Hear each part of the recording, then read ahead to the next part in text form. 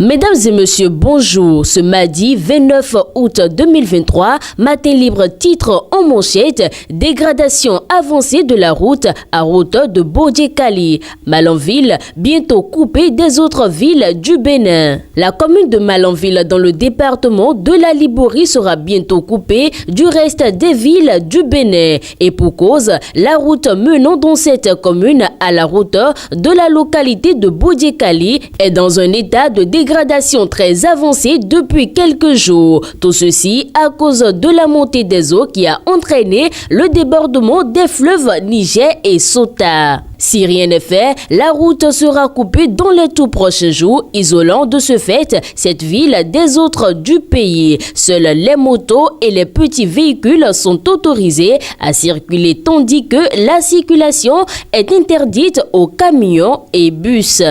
Toujours à la une de votre quotidien de Batito, lumière sur le drame du 17 juin 2023 au stade général Mathieu Kérékou de Cotonou. Plus de 2 mois après, rien de concret. 3 commissions, un rapport d'étape à ce jour. Après le drame du 17 juin 2023, lors du match Bénin-Sénégal, où en sont les commissions d'enquête mises sur pied pour situer les responsabilités? Qu'il vous souvienne que ce 17 juin 2023, les Guépards du Bénin rencontraient les Lions de la Teranga dans le cadre des éliminatoires de la Coupe d'Afrique des Nations de football Côte d'Ivoire 2023. La rencontre s'est soldée par un match nul de 1 but partout. Mais ce qui aura retenu l'attention, ce sont les événements malheureux qui ont endeuillé le peuple béninois. Une bousculade a fait 2 morts et des blessés. Et donc, pour voir clair dans ce qui s'est passé et situer les responsabilités,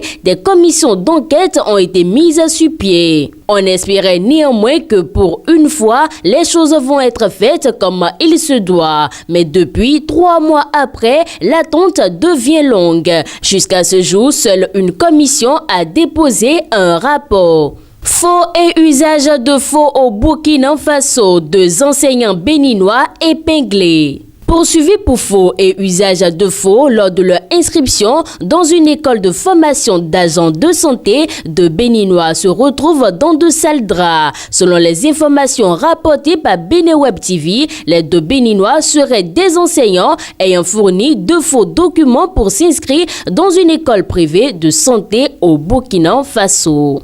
Desk Sport à présent, fin du tournoi de l'Union de Porto-Novo. Vitaly Boton satisfait du bon déroulement. La première édition du tournoi de football A4 baptisé Tournoi de l'Union a rendu son verdict ce dimanche 27 août 2023 à Tokota, 5e arrondissement de Porto-Novo. Le dit tournoi organisé par Vitaly Boton pour occuper sainement la jeunesse de Porto-Novo et ses environs a été remporté par Wando FC. Elle a triomphé de son adversaire du jour par le score de 2-1 au bout d'une finale palpitante qui a tenu en haleine tout le public sportif qui a fait massivement le déplacement. Dernière information pour boucler cette présentation, opinion, dématérialisation et esprit de dématérialisation. C'est un fait que ces dernières années, notre pays a connu une accélération dans la dématérialisation des services offerts par l'administration publique. Pour le plus grand bien du public, des délais ont été gagnés, plus encore, des économies sont faites à tous les niveaux. En plus d'offrir la célérité, la dématérialisation supprime les intermédiaires qui étaient souvent l'origine de faux frais qui alourdissaient le coût des services administratifs.